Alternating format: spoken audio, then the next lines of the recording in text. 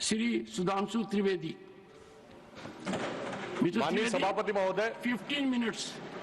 माननीय सभापति महोदय, अभी इस सदन में हमारे साथी गोखले जी द्वारा जो भारत के उस राज्य को रिप्रेजेंट करते हैं जो फाइन आर्ट्स और गरिमा में अपना एक उच्च स्थान रखता है, जिसे बंगाली भद्र लोक कहा जाता है, परंतु आज उस इनिशिएशन के साथ मुझे लगता है उस भद्रता के साथ जो क्रूर मजाक हुआ है उसके ऊपर बात करते हुए मैं पीड़ा के साथ अपना निवेदन प्रारंभ करता हूं। आज हम गृह मंत्रालय के विषय में चर्चा के लिए एकत्र हुए हैं और हमारी सरकार 26 मई 2014 को आने के बाद गृह मंत्रालय की टोन एंड टेनर में क्या परिवर्तन आया, इसे मैं सिर्फ दो वानगी में बताना चाहता हूं। 26 मई 2014 के बाद आप सबको ध्यान होगा, उससे पहले बीएसएफ जो कि गृह मंत्रालय के अंडर में आता है, पहले उधर से बहुत फायरिंग हुआ करती थी। उसके बाद पहली फायरिंग हुई तो मुझे याद है उस समय राजनाथ सिंह जी गृह मंत्री थे। यहां पे खबर आया कि साहब वहां से कहा जाता था फायरिंग हो तो सिर्फ व्हाइट फ्लैग दिखाना है। आपको पता है कि उस समय गृह मंत्रालय से संदेश गया बीएसएफ के डीजी को कि अब ये मोदी की सरकार है, अब व्हाइट फ्लैग नहीं दिखाया जाएगा, फायरिंग के ऊपर 4 गुना फायरिंग का जवाब दिया जाएगा। और आप सबने देखा होगा पिछले 10 सालों में सीमा पर फायरिंग में शांति आ गई है। दूसरा उदाहरण देना चाहता हूं, जब हमारी सरकार आई 26 मई 2014 को, उस समय अभी आईबी का उल्लेख हुआ जो गृह मंत्रालय में आती है, इंटेलिजेंस ब्यूरो, उसके चीफ श्री आसिफ इब्राहिम थे जो कांग्रेस पार्टी के शासनकाल में आईबी चीफ बने थे। वैसे तो हम किसी भी अफसर को धर्म जाति के आधार पर नहीं देखते, पर उस समय इस बात का प्रचार किया गया था कि देखिए एक मुस्लिम अधिकारी को आईबी का चीफ बनाया गया। परंतु आज तक का भारत का इतिहास है, जब कोई सरकार बदलती है तो आईबी चीफ 1 महीने से ज्यादा नहीं रहता है। परंतु श्री नरेंद्र मोदी जी की सरकार में श्री आसिफ इब्राहिम का 8 महीने का कार्यकाल था और उन्होंने उसे 8 महीने का कार्यकाल पूरा किया। याद रखना चाहिए कि मोदी जी के कार्यकाल का पहला आईबी चीफ मुस्लिम समाज से था।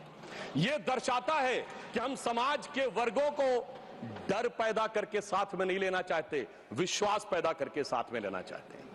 आज हमारे गृह मंत्री आदरणीय अमित शाह जी गुजरात का प्रतिनिधित्व करते हैं, प्रधानमंत्री जी उत्तर प्रदेश से प्रतिनिधित्व करते हैं। सभापति जी, यह संयोग भारत के इतिहास में 3 बार बना है। पहली बार जब सरदार पटेल गुजरात से थे और पंडित नेहरू उत्तर प्रदेश से थे तो स्वतंत्रता का काल था। दूसरी बार लाल कृष्ण आडवाणी जी गृह मंत्री थे और अटल बिहारी वाजपेयी जी उत्तर प्रदेश से थे, तब भारत ने 21वीं सदी में प्रवेश किया था। आज जब अमित शाह जी गुजरात से हैं और मोदी जी यूपी से हैं, तो भारत ने अमृत काल में प्रवेश किया है। अर्थात मैं कह सकता हूं काल के कपाल पर, भारत के भाल पर कुछ तो नया होने वाला है और कुछ ना कुछ तो नया हुआ है, उसे आज समझने की जरूरत है। अब मैं बताना चाहता हूं कि गृह मंत्रालय ने इस दरमियान किस किस प्रकार से कार्य किए। मैं 3 प्रकार के कार्य बताना चाहता हूं। एक, वो कार्य जो पिछली सरकारें भी कर रही थी वो हमने करके दिखाया। दूसरा, वो कार्य जो पिछली सरकारें कर ही नहीं सकती थी, सोच नहीं पाई, वो करके दिखाया। और तीसरे वो कार्य हैं जिसपे पिछली सरकारों ने एड़ी चोटी का जोर लगा दिया कि नहीं हो सकते, वो भी करके दिखाया। पहली श्रेणी में वो कार्य हैं, यानी मैं मानता हूं दूसरी सरकारों ने भी प्रयास किया होगा कि आतंकवाद की घटनाएं कम हो और अपराध की घटनाएं कम हो। तो मैं बताना चाहता हूं आतंकवाद की जो कुल घटनाएं जून 2004 से 14 के बीच में 7214 थी, जो 14 से 2024 के बीच में 2240 है, 69% की कमी आई है। कुल मृत्यु जो नागरिकों की और सिक्योरिटी फोर्सेस की होती थी उसमें 68% की कमी आई है। नागरिकों की जो मृत्यु होती थी उसमें 81% की कमी आई है। सिक्योरिटी कोर्सेस में जो फोर्सेस की जो मृत्यु होती थी उसमें 46% की कमी आई है। और मैं एक महत्वपूर्ण बात बताना चाहता हूं, स्टोन पेल्टिंग के इंसिडेंसेस 2010 में 2654 थे, अब 0 है। ऑर्गेनाइज हड़ताल 0 है, स्टोन पेल्टिंग 0 है, स्टोन पेल्टिंग में जख्मी होने वाले 0 हैं। सभापति महोदय, पत्थर पड़ने के दौर खत्म हो गया, मगर अगर किसी की अकल पे पत्थर पड़ा हो तो उसे बदला हुआ नजारा नहीं दिखाई पड़ता। इसलिए मैं कहना चाहता हूं चश्मा उतारो फिर देखो यारो, दुनिया नई है चेहरा पुराना। महिला सुरक्षा के लिए एक अलग प्रभार बनाया गया। 2018 में इंटीग्रेटेड हेल्पलाइन बनाई गई और 181 हेल्पलाइन को को राज्यों और केंद्र शासित प्रदेशों के साथ जोड़ा गया। फोरेंसिक को मजबूत करने के लिए प्रदेश में डीएनए विश्लेषण और साइबर फोरेंसिक की लैब्स भी बनाई गई। मॉडर्नाइजेशन करने के लिए 80 करोड़ की एक अलग मंजूरी दी गई। फोरेंसिक इकोसिस्टम को बेहतर बनाने के लिए 7 नई फोरेंसिक प्रयोगशालाएं बनाने की बात हुई, और जिसमें यूपी, बिहार, उड़ीसा, राजस्थान, छत्तीसगढ़, तमिलनाडु और केरल में, और इसके अतिरिक्त पुणे, गुवाहाटी, भोपाल और कोलकाता की लैब्स को और इंप्रूव करने का कार्य किया गया। ये वो कार्य है जो पिछली सरकारों ने सोचा नहीं था वो कर पाए। मैं उदाहरण देना चाहता हूं। एक है सीएए का उदाहरण अभी हमारे साथी ने दिया। मैं याद दिलाना चाहता हूं, इसी संसद में एक वो दौर था जब इनकी नेता ममता बनर्जी जी ने भारत के इतिहास में इकलौती बार जब चेयर के ऊपर फाइल फेंकी थी, किस बात को लेकर कि बांग्लादेशी घुसपैठियों के बारे में चर्चा करने का मौका नहीं दिया जा रहा है। और आज मैं कहना चाहूंगा कितना बड़ा बदलाव दिखता है कि जिन लोगों ने इतना बड़ा कार्य किया था वो आज कितना पीछे हट गए। इसे कहते हैं कि वक्त के साथ इंसान कैसा बदलता है। सीए पे मैं कहना चाहूंगा, सीए गृह मंत्रालय का विषय है, नागरिकता, और ये एक संसद के द्वारा पारित कानून था, परंतु राज्य विधानसभाओं ने उसके खिलाफ प्रस्ताव पारित कर दिया। यह सरासर कानून का उल्लंघन था, सरासर संविधान का उल्लंघन था, और मैं कह सकता हूं इसके द्वारा संविधान खतरे में था। दूसरा मैं उदाहरण देना चाहता हूं, यूएपीए का चेंज किया गया, यानी अब केवल एक संगठन आतंकवादी नहीं होगा, कोई व्यक्ति आतंकवादी होगा तो उसको भी आतंकवादी माना जाएगा। एनआईए एक्ट में आतंकवाद की परिभाषा स्थापित की गई। मृत्यु दंड पर यह संशोधन किया गया कि क्षमा याचना केवल संबंधित व्यक्ति ही कर पाएगा, दूसरा नहीं कर पाएगा। आपदा के लिए विशेष धनराशि की व्यवस्था की गई, और नक्सलवाद को समाप्त करने में अभूतपूर्व सफलता हमें मिली है। अभी दिसंबर के महीने में हमारे गृह मंत्री अमित शाह जी नक्सलवाद प्रभावित क्षेत्र में सीआरपीएफ के कैंप में पूरी रात गुजार कर आए हैं। जो लोग ये कहने का प्रयास करते हैं कि इसको डर और किससे वो, उससे उनको समझने का प्रयास करना चाहिए।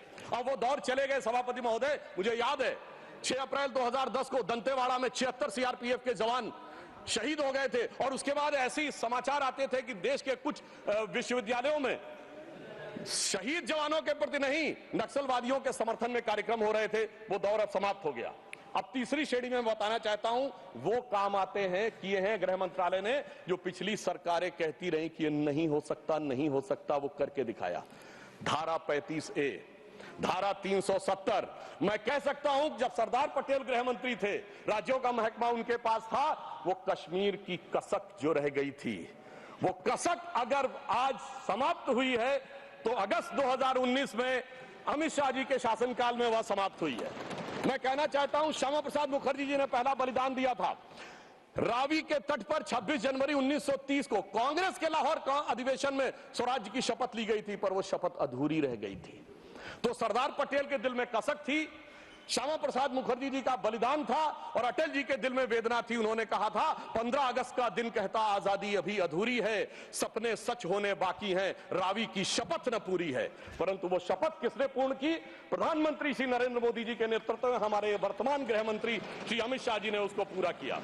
और इसी के साथ मैं एक पंक्ति में कहना चाहूंगा, इतना बड़ा परिवर्तन भारत के इतिहास में आया कि अपनी सरकार की तरफ से और प्रधानमंत्री जी की तरफ से कि दर्द की रात गई, गम के जमाने भी गए, और मोदी जी के हिम्मत से कई दाग पुराने भी गए। इसके अलावा जो कश्मीर में बड़ा परिवर्तन आया, मैं एक उदाहरण बताना चाहता हूं। अभी हमारे साथी ने डर का उल्लेख किया, तो मैं बताना चाहता हूं 10 सितंबर 2024 को भारत के पूर्व गृह मंत्री सुशील कुमार शिंदे जी का बयान था कि मैं गृह मंत्री के रूप में जाता था तो डल लेक में मैं गृह मंत्री के रूप में होता था, और डर के मारे उनकी क्या हालत होती थी, वह शब्द संसदीय नहीं है। तो मैं अपनी स्वरचित पंक्ति में कहना चाहूंगा, हमारे साथी सब समझ जाएंगे कि लहूलुहान थी घाटी और झेलम डरी हुई थी, खामोशियां रातों की दिन में भरी हुई थी, और दहशत का था वो आलम कि डल लेक घूमने में गृह मंत्री के पग के नीचे धरती फटी हुई थी। और आप समझिए आज हमारी स्थिति यह है कि हमारे गृह मंत्री वो हैं जिनको देखकर आतंकवादियों की छाती फटने लगती है, और आतंकवाद के समर्थन करने वालों के छाती में दर्द होने लगता है। सभापति जी, मैं कहना चाहता हूं, उनकी सरकार और हमारी सरकार में यह अंतर था जो भारत की परंपरा में है। उन्होंने बहुत दिन नाग पंचमी की, नागों को दूध पिलाया, हमने जन्मेजय का नाग यज्ञ करके दिखाया जिसमें सारे नाग आकर समाहित हो गए। तो मैं एक पंक्ति में कहना चाहूंगा, कश्मीर घाटी को लहूलुहान करने वालों सुनो, एक भी शहीद हुआ जवान नहीं भूले हैं, और दूध भी पिलाते हैं परंपरा हमारी मित्र, किंतु नाग यज्ञ का विधान नहीं भूले। और मैं ये कहना चाहता हूं, दूसरा उदाहरण, एक सिर्फ दूसरा उदाहरण, हमारे कांग्रेस के युवा नेता जिन्होंने तथाकथित भारत यात्रा निकाली, उसी कश्मीर कहते हैं कि हालात नहीं बदले। इस पूरे देश ने वो दृश्य देखा जब भैया और बहन दोनों सुरक्षित वातावरण में मधुर मनोभावों के साथ बर्फ के गोले के साथ खेलते नजर आ रहे थे। और ये वही कश्मीर था जहां उनके गृह मंत्री के पैर के नीचे धरती फटी जा रही थी। इतना बड़ा बदलाव भी दिखाई नहीं पड़ता। मैं पूछना चाहता हूं मेरे भाई कि अगर आप ये कहना चाहते हैं वही कश्मीर था जहां ऐसा इसके झंडे दिखाई पड़ते थे, जहां पाकिस्तान जिंदाबाद के नारे दिखाई पड़ते थे, वहां पर अगर आरजी और पीजी दोनों एक साथ सुरक्षित थे, एसजी भी खुश रही होंगी, मुझे लगता है जीजा जी को भी खुशी का एहसास होना चाहिए। मैंने किसी का नाम नहीं लिया है। और इसके लिए गृह मंत्री जी को साधुवाद देना चाहिए कि कश्मीर में इतना बड़ा बदलाव देखने को मिला है, कम से कम इतना तो करना चाहिए। और मैं अपने साथियों से कहना चाहूंगा, जो उनके नेता बोलते हैं डरो मत, हकीकत का सामना करो कि कितना बदलाव आया है, इसको स्वीकार करो, डरो मत। डरने का काम देश के विरोधियों के लिए छोड़ दो हमारी सरकार ने। इसके अलावा हमारी सरकार के समय में इंडियन पैनल कोड को भारतीय न्याय संहिता के रूप में जो बदलाव किया गया वो एक महत्वपूर्ण बात है। परंतु मैं सभापति महोदय यह भी बताना चाहूंगा कि जब भी किसी चीज की तुलना हो तो तुलनात्मक होनी चाहिए। जब हमारी सरकार आई और गृह मंत्रालय का दौर आया तो उस जमाने में क्या अंतर था सिक्योरिटी में और आज क्या बड़ा अंतर है। राष्ट्रीय सुरक्षा सबसे प्रमुख दायित्व है। जैसा कि हमारे साथी ने कहा, लॉ एंड ऑर्डर तो स्टेट का सब्जेक्ट है, पर राष्ट्रीय सुरक्षा गृह मंत्रालय की बात मैं पूछना चाहता हूं। हमारी सरकार आने से पहले दिल्ली में धमाके नहीं होते थे क्या? मुंबई में नहीं होते थे? चंडीगढ़, गुवाहाटी, लखनऊ, फैजाबाद, जयपुर, नागपुर, हैदराबाद, कौन सा ऐसा शहर का जहां धमाके नहीं होते थे? चलती ट्रेन में धमाके, चलते बस में धमाके, लोकल ट्रेन में धमाके, और लिखा रहता था बस अड्डे पे धमाका, रेलवे स्टेशन पे धमाका, लिखा रहता था छूना नहीं धमाका हो जाएगा।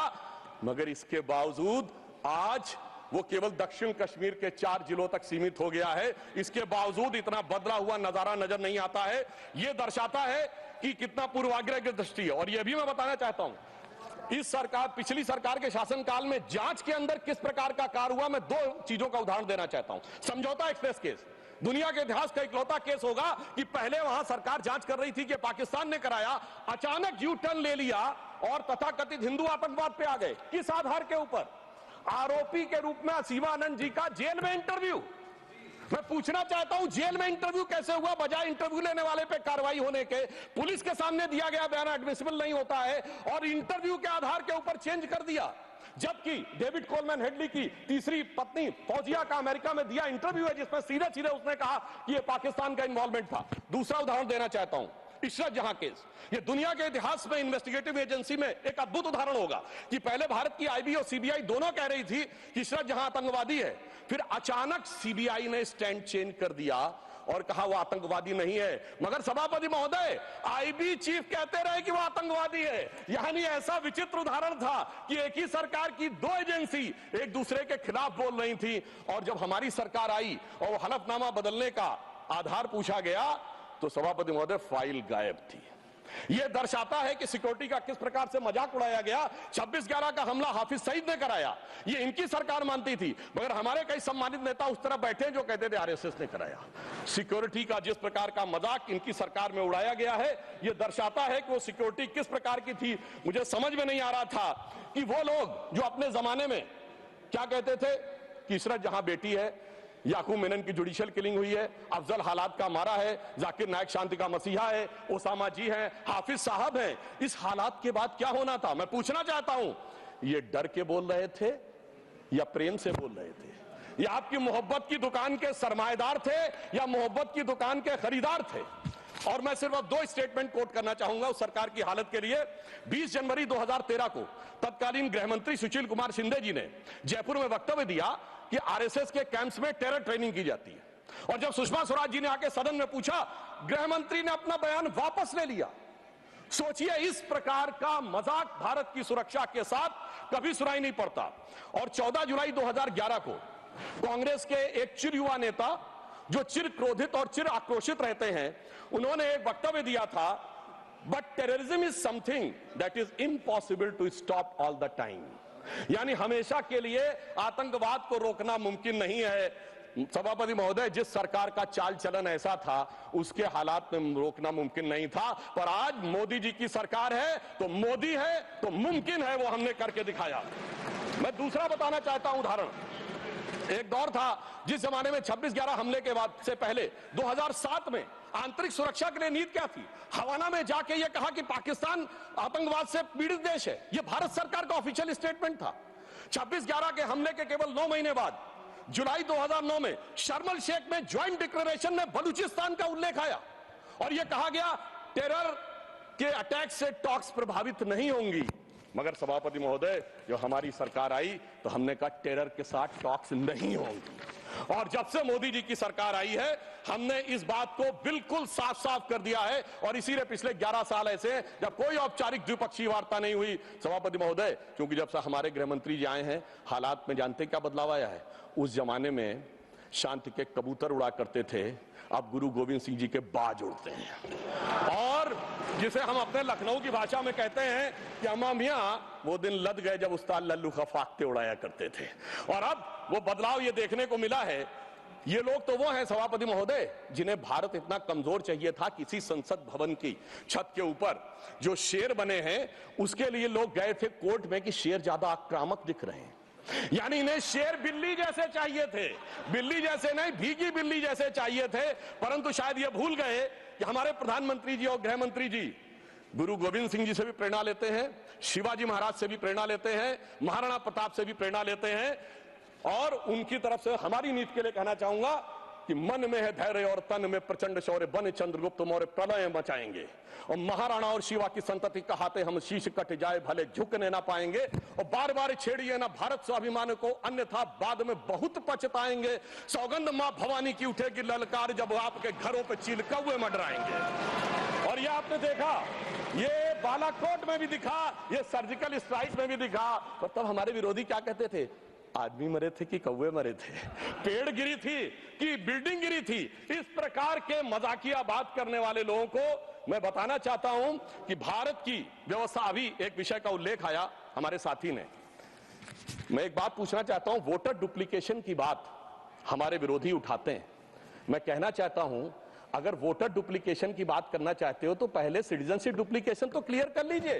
क्यों नहीं एनआरसी के लिए हाँ बोल देते हैं, उसके बाद ये मुद्दा ही खत्म हो जाएगा। भाई, जब आप कह रहे हैं कि वोटर्स को लेकर आपके मन में संदेह है तो एक बार एनआरसी करवा दीजिए, दूध का दूध पानी का पानी। मगर सभापति महोदय, एनआरसी क्यों नहीं करानी है? उसका कारण यह है कि पिछले चुनाव में सबसे बड़ी जीत कहां पे हुई है?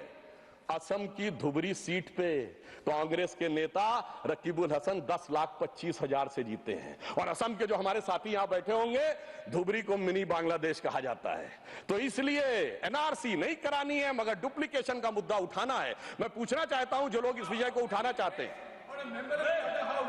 सर, मैंने तो बोला ही नहीं, मैंने तो सिर्फ ये तारीफ की वो जीते हैं। I have just put up the facts and nothing personal.